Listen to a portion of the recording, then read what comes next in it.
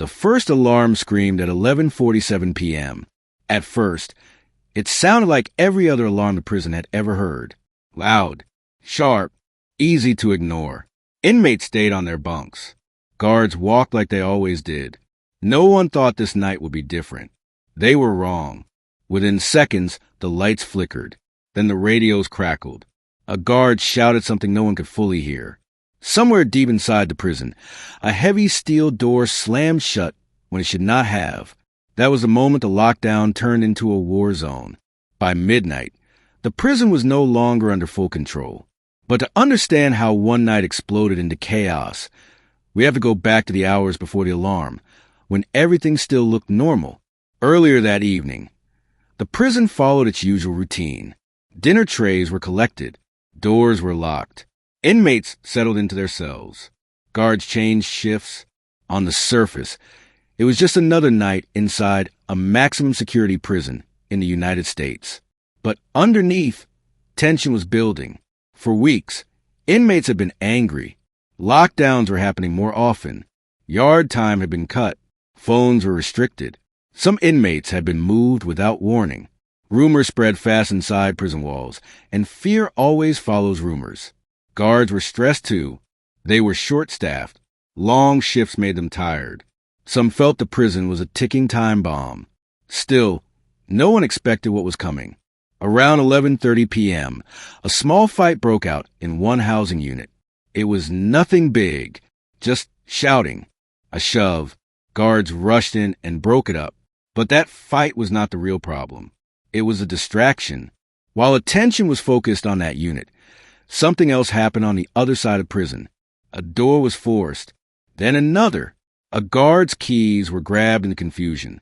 Alarms went off, but not all of them. Inside prison walls, seconds matter. In less than 5 minutes, several inmates were out of their cells when they should not have been. They moved fast. They knew exactly where to go. By the time the control room realized what was happening, it was already spreading. "Lock it down!" someone shouted over the radio. But lockdown did not stop it. It made it worse. Cell doors slammed shut across the prison, trapping inmates who had nothing to do with the fight. Some began yelling. Some began banging on doors. Fear turned into anger. Then the power went out in one wing. Darkness changed everything. Guards could not see clearly. Cameras froze. Radios stopped working in certain areas. Emergency lights flickered red, bathing the halls in a color that made everything look dangerous. Inmates who were already out began smashing lights. Fire alarms were pulled. Smoke filled the air. That was when the prison crossed a line from control into chaos. Fires started in trash cans. A storage room was broken into. Makeshift weapons appeared. Broom handles, metal pieces, anything that could be used. Guards retreated to safer positions. Backup was called. Sirens wailed outside the walls. Inside, the prison sounded like a battlefield. Metal clanged. Men shouted.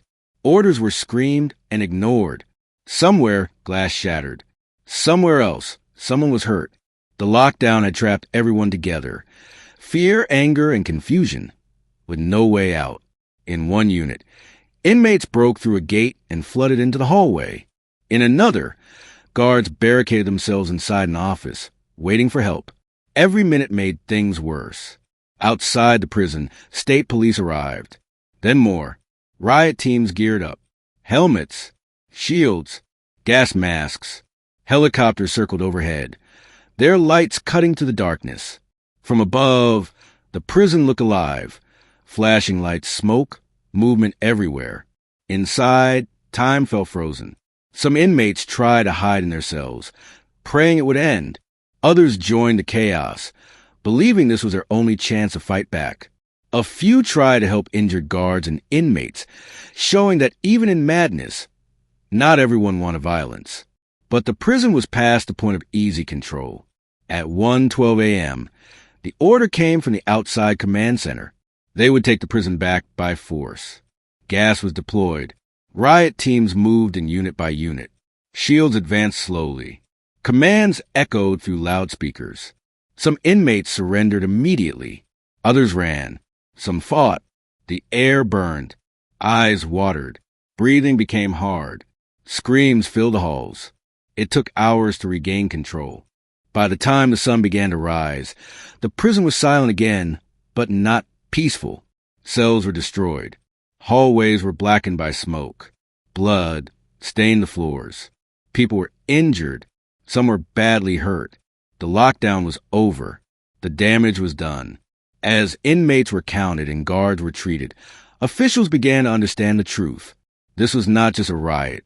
It was a failure of communication, of safety, of systems meant to prevent exactly this kind of night.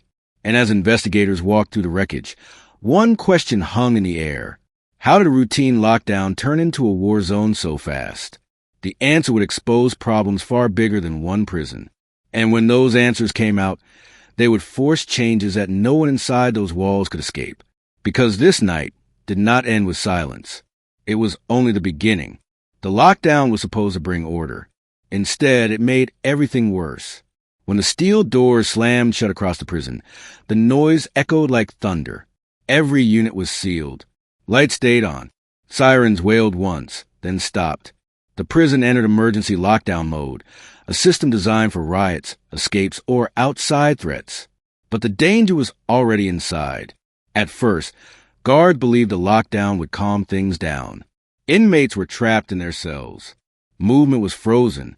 Control, they thought, had been restored. They were wrong. Inside the cells, anger boiled. Rumors spread through vents, toilets, and whispered shouts down the tiers.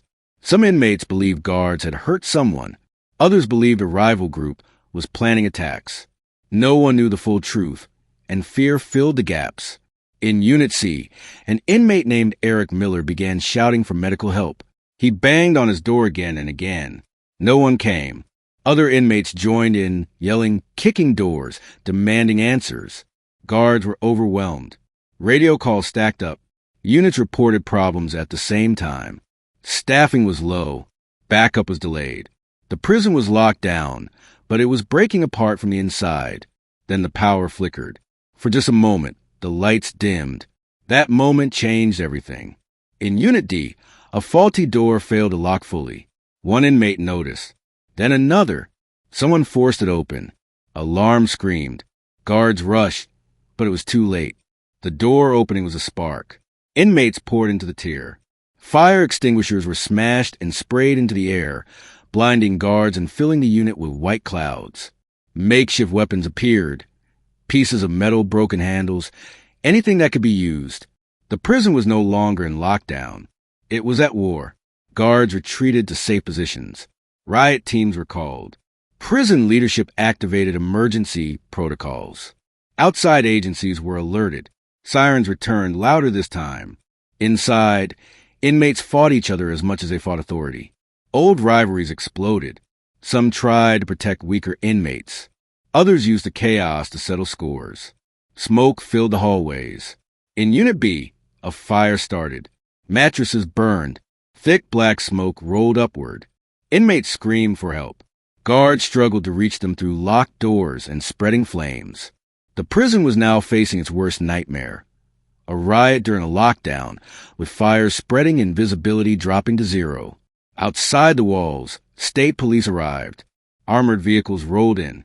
Tactical teams prepared to enter, if needed.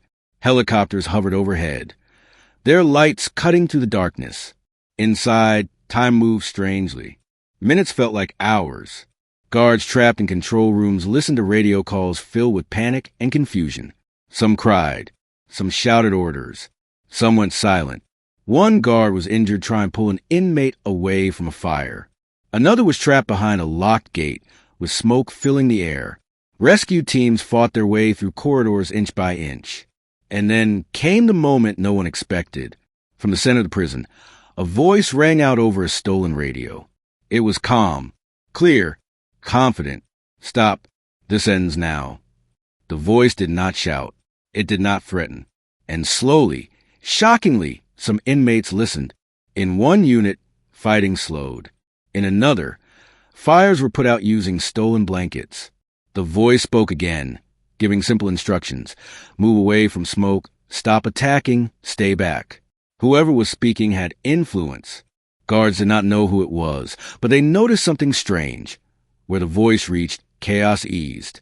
That scared them almost as much as the riot itself, because it meant someone inside had control.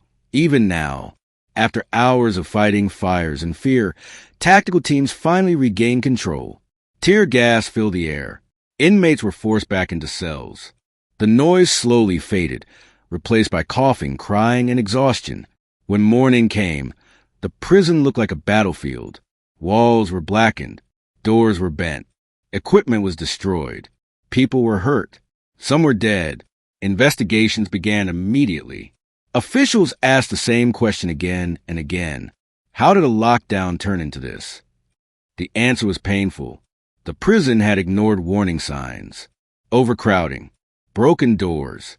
Tension left to grow. When pressure finally exploded, the system could not hold. And that calm voice on the radio? Officials were desperate to find it, because whoever had spoken had done what the prison could not. Stop the war, even for a moment. As investigators reviewed footage and recordings, one thing became clear. The riot was not the end of the story.